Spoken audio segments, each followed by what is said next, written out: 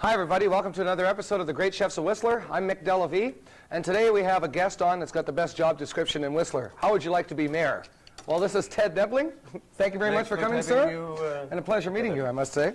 Yeah, first time I meet you, but I've heard a lot of you. You just got a clean bill of health, and you're celebrating. Well, thanks for putting that in. I didn't go into detail, so... Okay, so what are we making today? Okay, I've been watching the shows a little bit, and every chef so far has, of course, been cooking dinner. Right. So I thought, for a change, let's make a Scandinavian lunch. And in Scandinavia, they have the smorgasbord or the smørrebrød, and it means a buttered slice of bread with some meat on it. The thing is, they make it very pretty, very appealing. What we're going to do is we're going to make some cold sandwiches, and we're going to make some hot sandwiches as well. And where traditionally, you know, here in Canada, when we make a sandwich, we take 2 slices of bread, we put some meat in between, slap it and say, here's your sandwich. What we're going to do is we're going to have very delicate, thinly sliced slices of rye bread, some French bread as well for some seafood sandwich we're going to make.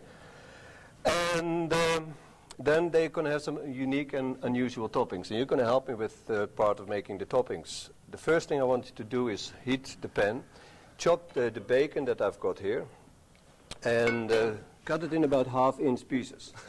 Okay, good. And I said specifically 1/2 inch because the last time when I saw you on the show cutting 1.5-inch pieces of bread for a fondue, I think people had really trouble putting their mouth around every piece. So you're doing well. While you're doing that, I'm going to prepare some of the toppings. And the first one I'm going to do is a remoulade sauce, what goes with the roast beef. One of the sandwiches we'll be making is roast beef. So I'm going to make a remoulade sauce, and it is quite easy actually. You take a couple of spoons of mayonnaise, and I'm using the light one, just like that. And you mix with that a good dose of, hamburger relish, just the basic stuff. Mix this together, and you get an... No, it needs a bit more. So before you actually mix the mayonnaise and the relish, make sure that you first drain the relish because the juice makes it otherwise too runny. And this should really stand on top of the roast beef sandwich when we are finished rather than running all over the place. So the consistency is very important, and make sure you do that. That's the first one. That's a remoulade sauce. Very simple, very easy, but it gives a very different flavor to the sandwich. The next one is an Italian salad. And for that we have got some corn, some carrots and some peas, just frozen, easy. And again you mix that with a mayonnaise. And that is an Italian salad that goes with a ham sandwich, what we will also be making. So all this can be done in advance, and when you put the sandwiches together you will see it goes quite quickly, and as a host you have a different type of presentation. That's really neat. It's easy. Yeah. And you will see that that together with the ham will also be working very well. Then the next thing we're going to do once you're finished with I think that is great, and what you should do is put a little bit of butter actually in the pan just to get the bottom coated. There we go again, nice and hot. And put the bacon in right now. Perfect. So what we want to achieve here is burn off some of the fat. Keep draining it because we want to make this a crisp bacon. Okay. Maybe a little bit less heat. So you're going to be in charge with the bacon for now. When we have done the cold sandwich, Mick, we're going to do at the end a deep-fried Camembert. So I'm going to prepare the deep-fried Camembert now, and I think you should watch because, first of all, when you do the deep-fried Camembert, buy the Danish one. It is a lot more solid than the French Camembert. It has less fat, and for deep frying it is really a better thing. So you cut it in 4 pieces. That's got less fat, it's probably better at all times. Huh? Well, there's still plenty of fat, but it will not run or break down. So what we're going to do, we're going to bread these first of all and have that ready. And you just take the triangle, put them in the egg once, dip them in twice. Very simple, just like you do it. And you do that twice. So it really gets a coating.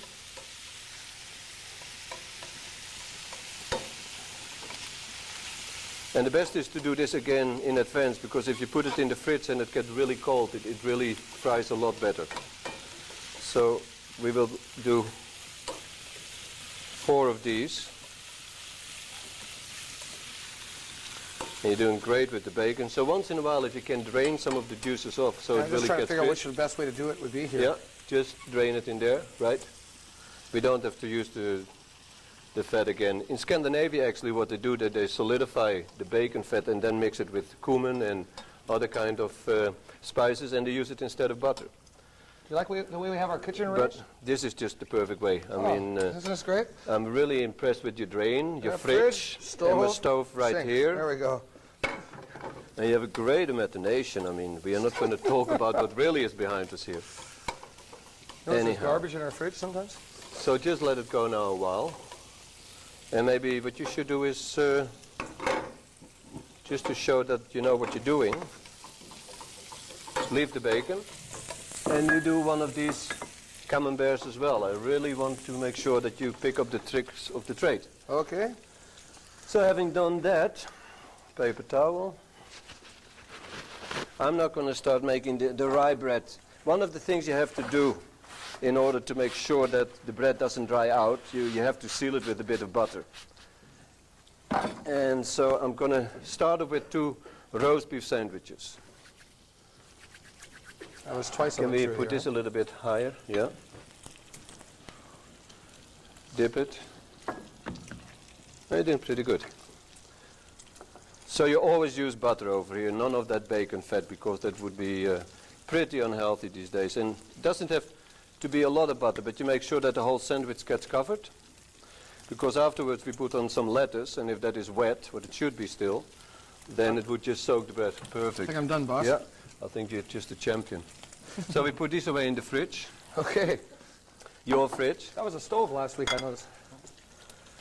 Anyhow, what we do now is we put a piece of butter lettuce, and always use butter lettuce for the open yeah. face sandwiches. And what we have done now, we're going to build up. And we have got some great roast beef here. And rather than just plunking it on, you try to drape it and put some air under it in a sense, so it comes like that. We just wait. 3, 4 slices will do the trick. Oh, that's heavy japery there. So you see, this is going to be a lunch, and a lunch normally is 1 or 2 meat sandwiches and a fish, and that's it. Is the camera able to catch this? Are you okay with that? This is the There's the first bowl. one. Let's do 2 at a time, because I'm sure our guests will be eating them. So this is exactly what's happening. People use 1 or 2 sandwiches with meat. They may have a cheese sandwich instead of just 2 meats, and then the shrimp or the deep fried camembert. And our bacon is going well, but Oh, yeah, I should drink some more. I can do that. so you could drain a bit more. So there she goes. And now the heat should really be low. So what we have done now is, or what we're going to do now is just put a little tuft of lettuce on the top. And that remoulade sauce I talked about before, we're going to use that.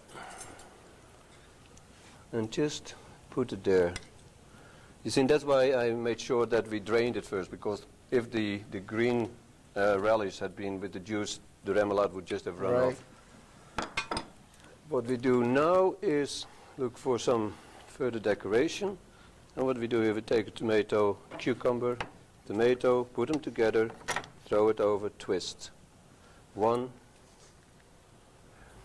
That's We very s- fancy. Now we're still not finished, because the bacon has to come handy as well, of course. Ah. So here. And now what we're going to do, here we have a piece of paper towel. Take some of the bacon, spoon. Now later I'm going to tell you how I got to learn how to make these sandwiches, because it looks simple, but you know, it can collapse quite easy. So we drain the bacon, and then what we do is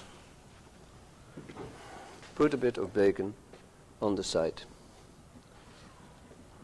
And this is how you serve your roast beef sandwich. So we have a tray, and we had a spatula, I believe. If not, could you come with the tray?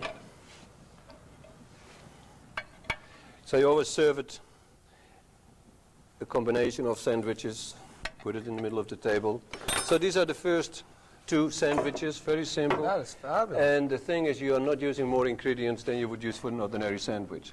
But it looks a hell of a lot different, as you can see, Oh, yeah. and a little bit more appetizing. The next one we quickly will do then as well is the ham sandwich. We will make 1 of them. Again, make sure you butter well. Come on, you try it. Okay. I think you can do it now. Take a piece of lettuce, just make sure that there's some build-up. Just the one? Yep. Now you're going to make, of course, an open-faced sandwich. Okay, so... I'll show you 1 slice, and then you do the Okay. next one. Take the slice, wave it. Ah. Now these are silly slices, but nevertheless. So you almost put it like a wafer. Like this way? Yeah, like this. You fold it. So you make a little Cornish. Just Yeah. fold it. Here you go. Again, do the same thing. This time we use Excellent. it. Always take, when you do it for the topping, try to take the piece of lettuce that is from the inside because it has the color, rather than the outside leaves that are darker. Right. So here again you put your salad on there, and then we take a spoon of the Italian salad that we made earlier on. And what we use here then, I did a great job. no, I think you're really doing well, and how's your bacon doing? Oh, well, we're back to that, are we? Okay. Yeah, you may as well. And then for color again, to make it a little bit, we're not going to put bacon on this one, by the way. Oh. So we can switch that Oh, off I now. see. You're just trying to get rid of me. Okay. No, no, you did excellent. A little bit of, Would you like me to go in the fridge? how are we doing? That's beautiful. So if we can add that on, well, this is yours, right? Oh, yeah. So the that's ham what I did. sandwich, again, I don't know if you can see it. It's a little bit different looking. It has a different topping, and no more ham on this sandwich as it would have been at home when you do the traditional one.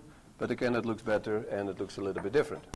Okay, so you mentioned a bit about a story a little bit earlier when we were talking. Okay, we have Danish sandwiches here, and you're a Dutchman. How did this come about? Well, I'm going to tell you, when I came to Canada in 1976, my partner and myself, we were going to go into the jean business. That was our background in Europe. We were wholesalers of jeans. Oh. So we I arrived you mean in like Canada. genetics. No, not jeans. Okay. That's slave trade. Oh, okay. So we arrived there, and the whole jeans business was just flat. So we decided we were not going to put our life savings into that kind of a business venture. So being in Canada, still having to do something, food having been my hobby, we thought in Vancouver you could either go to Eisenstadt, a very expensive restaurant for lunch, or you Right. went to the corner deli, and you got this sandwich again. Right. So, us knowing about the open-faced sandwiches, we said, I think that would be a great opportunity for Canada to come and start a restaurant with open-faced sandwiches, European cafe style. Okay. We found a location in downtown Vancouver. The only trouble was I didn't know how to make them. So my partner and I, we went back to Denmark, and we actually went into restaurants where they only sold open-faced sandwiches. Introduced ourselves as food writers for an American magazine, and if we please could take some pictures of the product and the ingredients. And of course these owners were thrilled that they were going to have an article in an American food magazine, and my partner was taking pictures from all angles. He was standing on chairs, taking them from the top. I was raiding the fridge, looking for all the ingredients, asking what was there. So add to that a couple of books. We came back to Canada, and for about 5 weeks, every day, I made open-faced sandwiches just to learn, and invited people that we knew to come for dinner, and this was what we served then. And after 5 weeks, during the day, we were building the restaurant on House Street, the Sandwich. I don't know if you've heard of it. It's still there. And 5 weeks later, we opened the restaurant, 120-seat restaurant. First day, we had 47 customers. Second day, we had 100 customers. Third day, we had a lineup. And never did we have a day that we did not have a lineup at noon. So it was a great success story, and it was the beginning of our Canadian experience, so to say. Oh, good so for that's you. what we did. It was a little bit of poker play by cheating the restaurant owners. And that's how you became mayor? And that's how you become mayor. You have to begin at the start. Okay. Anyhow, let's Well, make 2 other sandwiches. And the first one I'm going to do now is a salami sandwich with a horseradish mayonnaise. So again, we have the mayonnaise, we have the horseradish. Take a good scoop of horseradish in that, because it should really be hot. And if you have a little bit of sour cream, you could actually add that to it. Okay. A little bit of sour cream, a little bit of lemon, not too much, just a twitch. So this will be the topping for the salami sandwich. Here we go. You do the buttering, you've done it before. I've done that. I will select the, while you do that, I will start with another sandwich, and that's a shrimp and egg sandwich. Very straightforward. You're doing just great. Oh, I can butter bread, boy. Well, while you butter these two, so all the sandwiches traditionally are on rye bread, except when it is seafood, then we put it on French. And so we take a baguette. Better taste combination? Well, it works better, yeah. Okay. I will start here again putting the lettuce for the topping on the sandwich. That's not too clean, so there we go. And then we take this salami, and what you do, you make actually about 6-7 slices. You put them together, and then you fold them while you put them on. While you do that, you put again a piece of lettuce on it. That is so creative. Well, you have to, these are the little tricks that I had to learn in Denmark from watching these people in the various kitchen. When I was doing an article for a food magazine. That's right. A little bit of that, and this again, we got rid of all the bacon, I believe. It's over here. Yeah, could I have a little bit? Because this again is a perfect sandwich with bacon. And for topping you use some fresh cucumber. And that will actually, first the cucumbers. So, there you go. And there's the bacon. And if you do the same then with the other one, Nick, I will start with the French ones. So here is a salami sandwich, but will again taste a lot different. And it looks again different. So if you make the second one, I will start with the shrimp. What do we have? We had 5 slices? You can use them all. Just make a circle. So for the shrimp, try to get some nice, fresh-looking butter lettuce. And it is important that it stands up a bit because it will hold the shrimp in place. So how do we do that little fold? you pick them up and you just twist them. Oh. So just like that. So you twist them, put them together, Okay. and you get this race. Put a little lettuce there. I hope you can see it. Put a little lettuce there. Little spoon of the horseradish. And you can do the rest of the topping. You see? So always work with 2 hands when you do this. Delicate. So, you do the rest with the cucumbers. Here's your knife. So the shrimp sandwich is going to be shrimp and egg. And we had a hard-boiled egg here. I know it is right here. If I can just do it like this. Put the egg,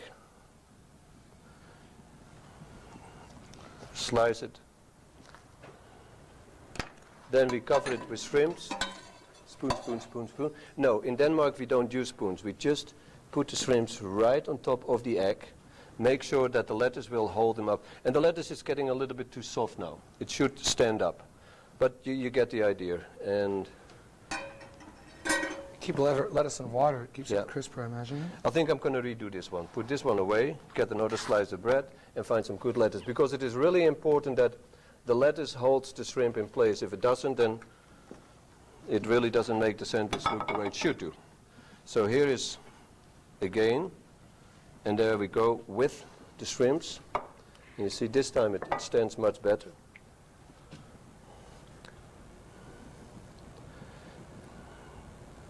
And then we use a little bit of mayonnaise that we have got here on the top.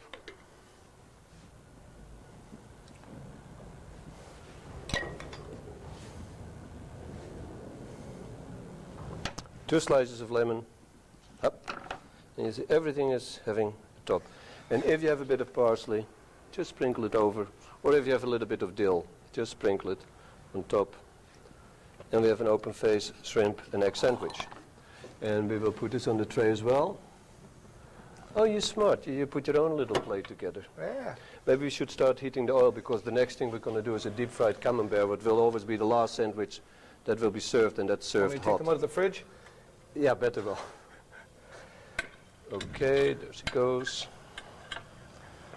So this is basically how you serve the tray initially, and you always try to make the tray really look full, so you take the sandwich and That is absolutely